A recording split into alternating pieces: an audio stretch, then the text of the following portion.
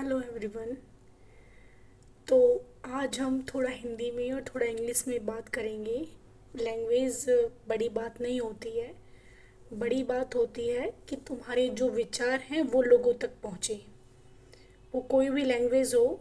मैं इंग्लिश का यूज़ सिर्फ इसलिए करती हूँ कि चीज़ें थोड़ी सी और आगे तक रीच हों।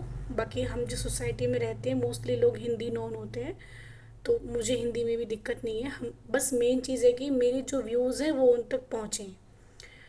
अभी मैंने बताया था कि मैं बहुत ज़्यादा इंटरेस्टेड हूँ जो वुमेन्स रिलेटेड केसेस होते हैं उनके regarding. Being a aware citizen, एक जागरूक नागरिक होते होने के नाते मुझे इसमें ज़्यादा इंटरेस्ट होता है। तो अभी हमने कल एक बात की थी कि कैसे पैट्रियार्की यानी कि पैतृत्विक जो सोसाइटी होती है, जो एक विचारधारा होती है कि मेल ज़्यादा डोमिनेंट और ज़्यादा अच्छा कर सकते हैं फीमेल से, तो कैसे ये चीज़ों को ख़राब करती है। कैसे ये सोच एक फ़ीमेल को एक समाज में बहुत नीचे तक पहुंचा देती है कि मेल से ज़्यादा फीमेल से ज़्यादा मेल ज़्यादा अच्छे हैं। उनको वो हेल्थ की वजह से डिटोरेट कर देती है। बहुत कम न्यूट्रिशन उनको स्टार्टिंग से मिलता है। बहुत लो उनकी ग्रोथ होती है।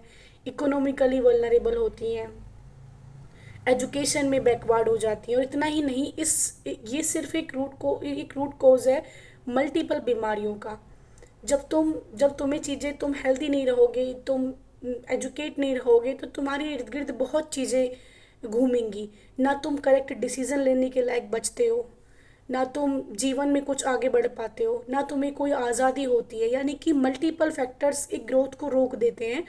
और वो सिर्फ एक पत्नी, किसी की बेटी, किसी की माँ, यानी उसकी अपनी खुद की आइडेंटिटी नहीं होती, वो ख़त्म हो जाती है। तो हमने कल बात की थी कि कैसे, हमने कॉजेज़ पे बात की थी कि कैसे एक मेंटेलिटी, एक पैट्रियार्कल माइंडसेट जो जनरेशन टू जनरेशन फ्लो होता है, एक वुमेन को ख़त्म कर देता है। तो अभी हम देखेंगे कि कैसे गवर्नमेंट ने और चीज़ों को ठीक किया है, पॉलिसीज़ ने कैसे चीज़ों को ठीक किया है, और हम चीज़ों को ठीक कर सकते हैं। तो सबसे पहले आता है कि सेफ्टी एंड जस्टिस की अगर हम लोग बात करते हैं, तो हमारा जो क्रिमिनल प्रोसीजर है भारतीय न्याय संहिता, उसमें बहुत सारे रिफॉर्म्स हो जाते हैं।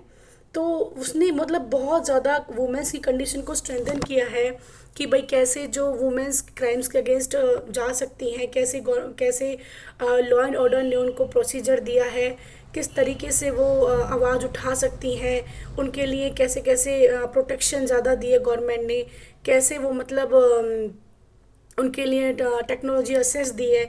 कहीं ना कहीं बीएनएस ने बहुत चीज़ों को ठीक भी किया है, भारतीय न्याय संहिता। तो उसने पहले क्या था कि भाई कहीं ना कहीं एक अगर कोई विक्टिम है तो उसी के उसको ज़्यादा फेस करना पड़ता था, बार बार कोर्ट के चक्कर लगाने, स्पीडी ट्रायल नहीं होना। उसके बावजूद गवर्नमेंट ने बहुत काम किए कि भाई फास्ट ट्रैक कोर्ट्स हुए, जो विक्टिम सेंट्रिक अप्रोच अपनाई कि भाई एक बार रिकॉर्डिंग होगी, दैट मीन्स कि वर्क हो रहा है। अब आता है हमारा self help group. Self help group का मतलब होता है कि भाई अगर तुम, मैं फिर एजुकेशन की बात करती हूँ, अगर तुम अवेयर हो तो वुमेंस के लिए गवर्नमेंट ने एक बहुत सारे मतलब स्कीम्स दी हैं कि भाई तुम इतनी वुमेन इकट्ठे होके कुछ पैसे जोड़ के लोन ले सकती हो, अपना खुद का बिजनेस सेटअप कर सकती हो। कई सारे एग्जाम्पल भी हैं। मुझे रिमेंबर है कि लिज्जत पापड़ भी एक ऐसा ही एसएचजी था जो बहुत बड़े लेवल पे आगे पहुंचा। फिर उसके बाद है गवर्नमेंट ने कैसे जन धन आधार मोबाइल जो ये है जैम करके ये अपडेट किया कि जन धन जो मुद्रा है उसके साथ बैंकिंग के साथ अलायंस किया।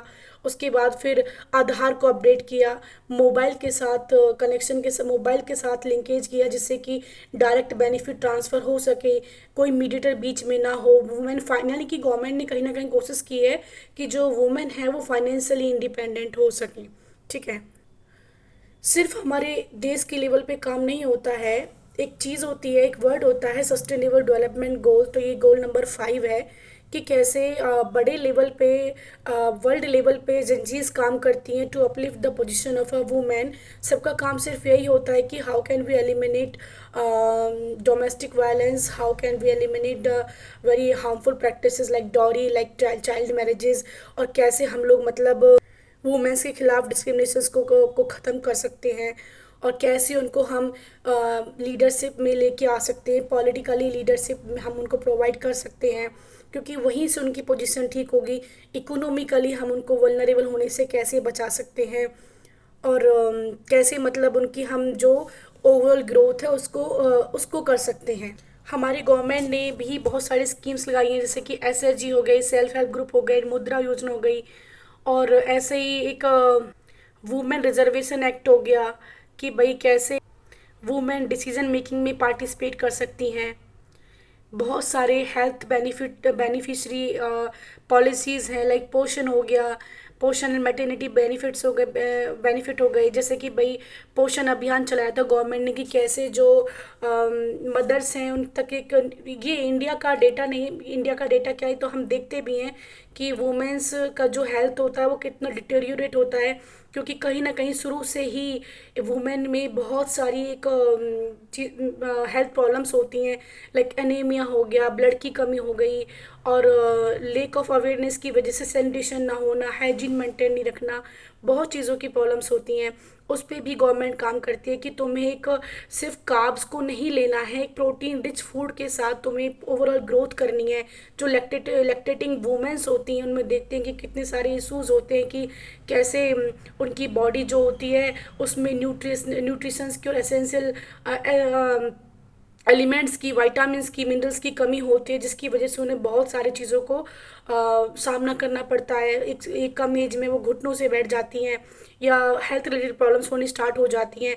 तो यानी कि वो हेल्थ से भी मार खाती हैं और मेंटली भी मार खाती हैं, फिजिकली भी मार खाती हैं चीज़ों को लेके कि भाई एक सही डायरेक्शन में चीज़ नहीं आती। अगर मैं बोलूँ तो कहीं ना कहीं एक वुमेन की लाइफ एक लाइफ ना होकर सिर्फ एक कॉम्प्रोमाइज़ रह जाती है, क्योंकि उसे चीज़ों का आइडिया नहीं होता है कि कहाँ कैसे जा रही हैं। और मेरा इन वीडियोस को स्टार्ट करने के पीछे सिर्फ रीज़न ये है कि कम से कम यूथ तो चीज़ों के प्रति सतर्क रहे, यूथ को चीज़ें पता लगे। मुझे नहीं पता लोग मेरा कितना मजाक बनाएंगे या मेरी इस इनिशिएशन को लोग क्या बोलें, क्या कहें। बाकी रियलिटी ये है कि जब तक हम अवेयर नहीं होंगे अपनी हर छोटी चीज़ के लिए, तब तक उसका सॉल्यूशन नहीं होगा। बीइंग अ वुमेन, मुझे ये केस सबसे ज़्यादा हार्मफुल लगता है जहाँ एक वुमेन अपनी कोई भी डिसीजन अपनी आज़ादी से नहीं ले सकती है। अरे भाई तुम्हारी लाइफ है, overall you have to live.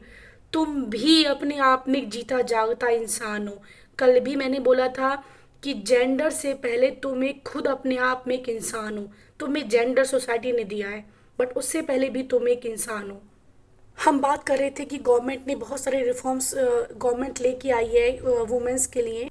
Like article 15 का 3 अगर बोलें तो वो अफर्मेटिव एक्शंस की बात करती है, पॉजिटिव एक्शंस की बात करती है टुवार्ड्स फीमेल एंड चाइल्ड, यानी वुमेन्स एंड चिल्ड्रंस के लिए स्पेसिफिक ट्रीटमेंट अलाउड है। This is like positive step towards upliftment the position of women. अभी गवर्नमेंट लेके आई थी डोमेस्टिक वायलेंस एक्ट 2005 था शायद से, और ऐसे ही था कि एक और था sexual harassment at work place. I think 2020 में ये एक्ट आया था कि जब भी वर्क प्लेस पे जो वुमेन होती हैं उनको कितना ज़्यादा हरासमेंट फेस करना पड़ता है, तो ये भी एक एक्ट आई थी। इवन इतना ही नहीं कि मैटरनिटी बेनिफिट के लिए भी एक्ट आई थी कि कैसे गवर्नमेंट ने आई थिंक एक्सटेंड किया था, 2017 में एक्सटेंड किया था जो जो उनकी लीव होती हैं, आई थिंक 26 वीक्स उनको कर दिया था कि जिससे कोई भी वर्किंग वूमेन है उसको ये भी बेनिफिट मिल पाए। तो ये गवर्नमेंट के इनिशिएटिव्स थे। अब वही बात है, तुम्हें पता नहीं है तो कैसे चीज़ों का पता लगेगा। तो वो अवेयरनेस नहीं है, तो अवेयर नहीं रहोगे तो नहीं पता लगेगा। और मेरा एक मैं पढ़ने के बाद मेरा सिर्फ एम ये है कि हर नागरिक जागरूक हो। तुम हम सोशल मीडिया पे बहुत सारा टाइम स्पेंड करते हैं, but mainly for the unusual activities. और ये मेरी ओर से एक छोटी सी पहल है कि चीज़ें लोगों तक जाएं और उनको सही से समझें। तुम्हें सिर्फ रील पे मटकना नहीं, तुम्हें रील पे तुम्हें रील से या तुम्हें सोशल मीडिया से जागरूकता भी पता लगे, वुमेन्स के राइट कितने होते हैं। फिर वही पॉइंट आता है कि तुम्हें सारे व्रत याद होते हैं, लेकिन तुम्हें संविधान में तुम्हारे लिए कितने संशोधन हैं वो तुम्हें कभी याद नहीं रहते। 33% रिजर्वेशन दिया है गवर्नमेंट ने वुमेन्स को for the panchayat, in the panchayat, in the for the representation, कि भाई इतना रिजर्वेशन, इतना कोटा गवर्नमेंट उनको देती है। अभी मैंने बताया कि जैसे कि कैसे एसएचजीज के थ्रू, सेल्फ हेल्प ग्रुप के थ्रू, यानी कि एनआरएलएम में आता है, नेशनल रूरल लाइवलीहुड मिशन के तहत गवर्नमेंट कैसे एक लाइवलीहुड प्लस में सेल्फ इंडिपेंडेंसी एक चीज़ देती है वुमेन्स के लिए। एक मुद्रा योजना दी कि तुम गवर्नमेंट से लोन लेके एक अपना एंटरप्रेन्योरशिप शिफ्ट कर सकती हो। स्टैंड अप इंडिया एक SC ST के लिए दिया हुआ है कि भाई जो SC ST वुमेन्स हैं वो 10 लाख तक जो एक लोन लेके अपना कुछ बिजनेस स्टार्टअप कर सकती हैं। और इवन इतना ही नहीं, मुझे याद आया कि हमारा जेंडर बजटिंग भी है कि कैसे फॉर स्पेसिफिक कि बजट में भी कुछ स्पेसिफिक चीज़ें अलाउड हैं कि भाई तुम एजुकेशन पे, हेल्थ पे इतना परसेंट खर्च कर सकते हो, यानी कि जेंडर बजटिंग भी है। देखो, मैं ये नहीं बोल रही हूँ कि सिर्फ वुमेन की कंडीशन को ठीक करना है या वुमेन्स के लिए ही गवर्नमेंट काम कर रही है। हमारा संविधान का जो टारगेट है वो जेंडर इक्वालिटी है, उसमें वुमेन मैन सारे शामिल हैं।